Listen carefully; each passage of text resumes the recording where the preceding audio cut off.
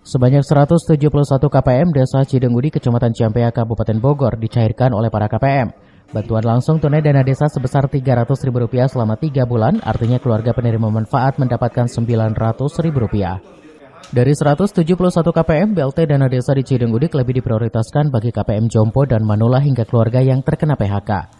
Jomblo dan Manula ini sangat prioritas, pasalnya untuk biaya perawatan kehidupan sehari-hari bahkan dipergunakan untuk perawatan kesehatan. Tahun ini KPM bertambah 20 keluarga yang sebelumnya 150 KPM dari 12 RW termasuk warga perumahan. Penerimanya KPM-nya 171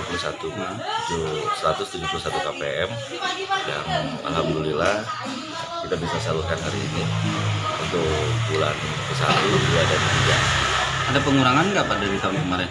Penambahan berapa? Karena kan kemarin bahasa di Kepresnya kan dimaksimalkan. Maksimalkan ya. Dari awalnya berapa?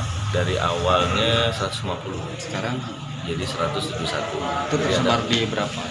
Semua di 15 RW termasuk warga perumahan. Kategorinya apa sih Pak?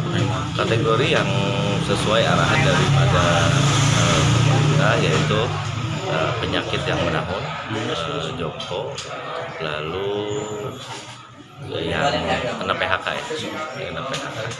Namun kita lebih mendominasi Jompo-Jompo ataupun Manula yang memang sakit dan butuh mereka untuk perawatan.